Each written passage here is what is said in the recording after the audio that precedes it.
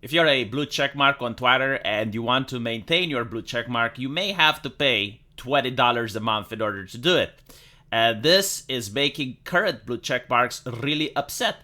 And I was wondering, why are they upset? It's not like they can't afford to pay it. I mean, most of them represent brands or are very wealthy people. The reason they are upset is due to the audacity. Like, how dare Elon Music demand something from them?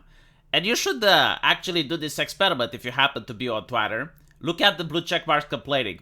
Overwhelmingly ideologues. Like, you're not going to see brands complaining. You're not going to see some musicians that just use Twitter in order to promote their stuff complaining. No, it's usually like leftist ideologues that are livid about this because they don't like the wind of change. For those of you who don't remember, initially, the blue check mark was something available to everyone. And if you happen to be a remotely famous person, even a blogger or someone that had more subscribers, and you wanted to make sure that people know it's you and it's not some impersonator, you could apply for a blue check mark.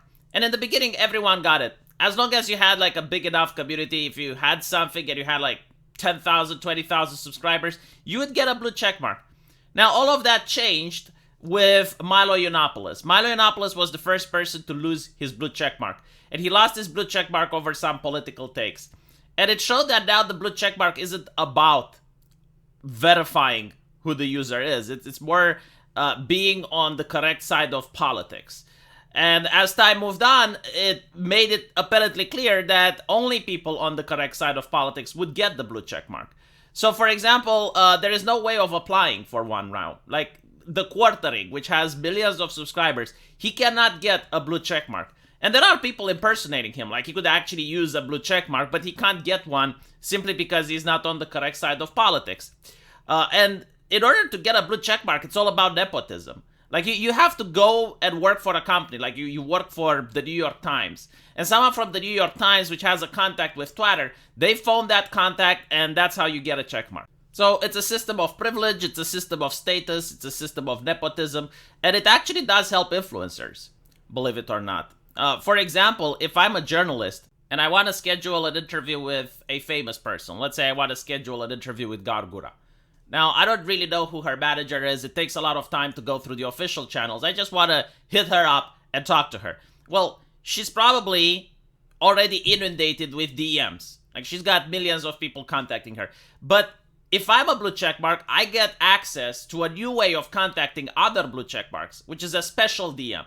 So my message is going to be put in front, and she's going to be able to see it. So it makes journalists' life a lot easier to contact people on social media. They don't have to go through the official channels. They don't have to talk to managers. They don't have to do any of this. I doubt that journalists will not be paying $20 for this level of privilege. I mean, it is part of their job. And then you also have the fact, like, how do journalists rate themselves? Like, what makes a good journalist? The answer is, it's not about writing good articles or not. Like, that doesn't count. What you need is to have engagement on social media. You need to have people that look up to you, people that share your articles, people that know who you are. That's what makes a good journalist. That's what gets them to negotiate a good salary with their boss. When you have the blue check mark, everyone notices you posted something. Everyone notices you did something. You get more engagement.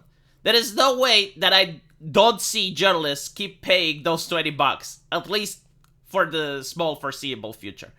I guess the only thing that they're upset is not that they have to pay $20, but it's due to the fact that other mortals like YouTubers and other bloggers and influencers might have the check mark as well. And, you know, when everyone is super, I guess no one really is super.